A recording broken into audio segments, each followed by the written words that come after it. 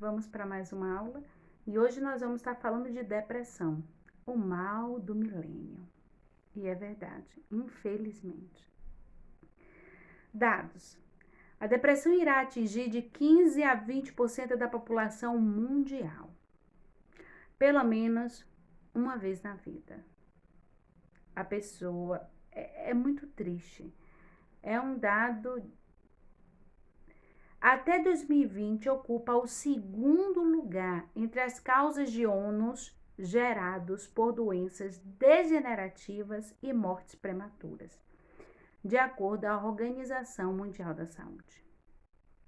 O que é depressão?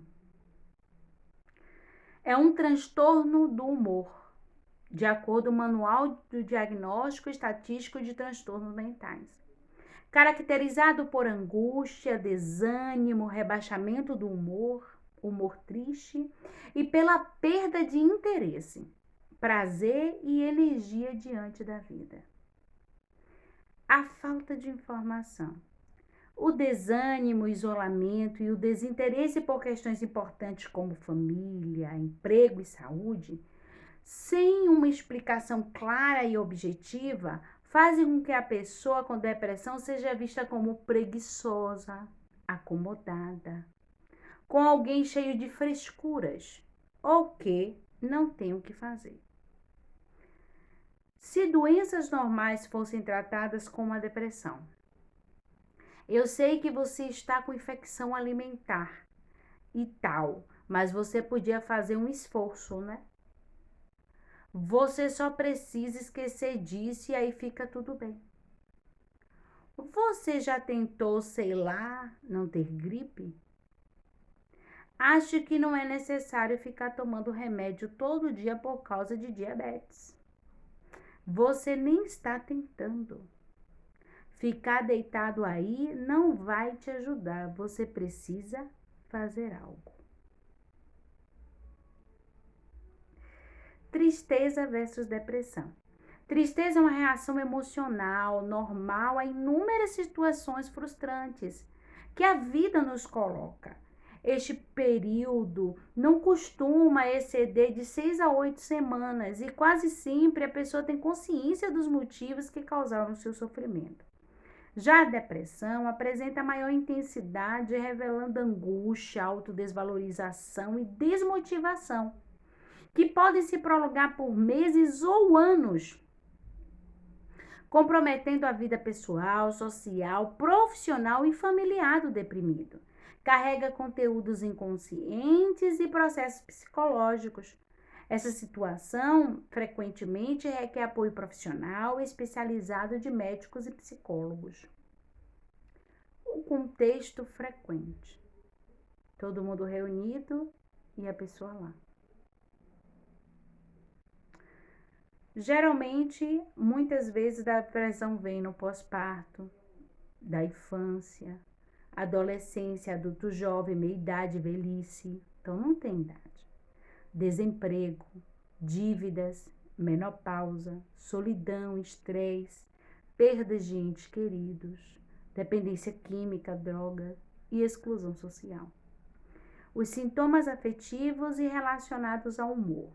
Emotividade, choro fácil frequente, angústia, ansiedade, sentimento de tédio, apatia, indiferença afetiva, tanto faz como tanto fez, anedonia, incapacidade de sentir prazer, irritabilidade aumentada, ruído, pessoas, vozes, sentimento de falta de sentimento. É terrível, não consigo sentir mais nada. E os sintomas cognitivos e ideativos. Baixo rendimento intelectual, déficit de atenção, concentração, falta de fé em si, em Deus, na vida, nas pessoas e no tratamento, sentimento de abandono ou de rejeição, sentimento de inferioridade, falta de sentido na vida, autoimagem negativa, pessimismo, baixa autoestima, desvalorização da vida, pensamentos de morte, sentimento de culpa, ideias de suicídio, desejo de desaparecer, dormir para sempre. Sintomas somáticos, quando vem aquele problema noturno, desânimo, diminuição da vontade. E aí ele fica lá no escuro, quieto, não perturbe. Uma vida social separada. Não tem uma vida social. A expressão corporal, cabeça baixa, peito embutido, coluna curvada, dificuldade em olhar as pessoas nos olhos, olhar desvitalizado, despreocupação com a higiene pessoal, despreocupação com a aparência, respiração superficial, movimentos lentos e contínuos. Mito ou verdade? Mitos. A depressão afeta só mulheres. Apesar das mulheres serem 2 vezes mais acometidas do que o homem pela depressão, a doença afeta os homens. Se alguém da sua família sofrer de depressão, você possivelmente herdará essa genética. Do mesmo modo que você pode ser predisposto a ter pressão alta ou diabetes, você pode ser geneticamente predisposto à depressão. O que não significa dizer que se uma pessoa da família tiver história de depressão, você estará fadado a sofrer de depressão também. Simplesmente saiba que as suas chances de ter depressão são maiores do que se você não tivesse nenhum parente com depressão. O tratamento deverá ser iniciado o mais precocemente o quanto possível.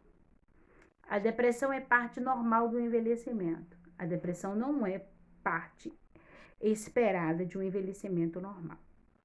Mas a idade faz com que se experimente muito mais situações que podem deprimir uma pessoa, perda de um familiar, de amigos, outras doenças, isolamento e problemas financeiros. Além do mais, muitas pessoas com mais de 60 anos vivem numa época onde a doença mental é abertamente comentada e conhecida. E eles podem sentir-se mais constrangidos de falar sobre a depressão e ou pedir ajuda para o seu tratamento, em comparação a pessoas de menos idades de outra geração.